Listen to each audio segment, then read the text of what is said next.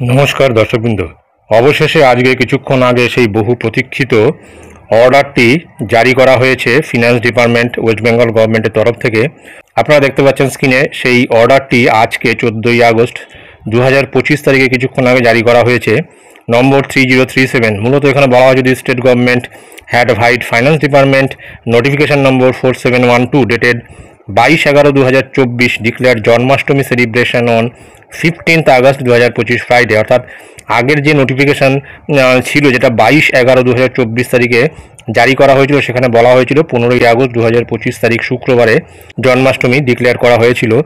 Now based on available information, the state government has decided that Janmashtami will be celebrated on 16th August 2025 Saturday and is hereby declared as holiday under NI Act 1881। অর্থাৎ এখন যেটা বলা হচ্ছে যে 16ই August শনিবার দিন জন্মাষ্টমী উপলক্ষে সমস্ত শিক্ষা প্রতিষ্ঠান থেকে শুরু করে অন্যান্য যে সরকারি ক্ষেত্র আছে সেখানে এনআই অ্যাক্টের ছুটি থাকবে।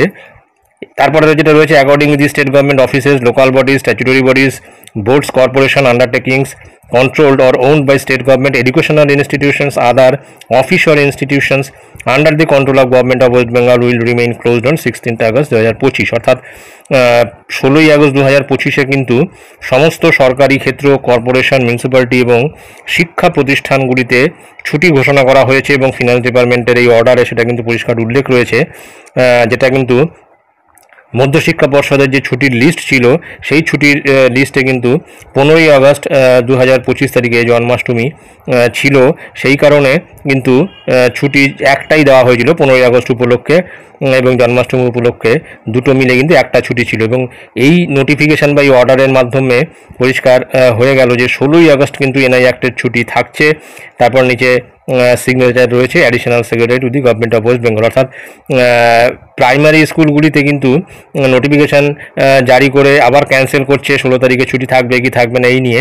তো এখন পরিষ্কার হয়ে গেল যে প্রাথমিক বিদ্যালয় থেকে শুরু করে সমস্ত শিক্ষা প্রতিষ্ঠান, মাধ্যমিক, উচ্চ মাধ্যমিক সমস্ত বিদ্যালয়গুলিতে কিন্তু জন্মাষ্টমীর ছুটি 16ই আগস্ট ঘোষণা করা হয়েছে।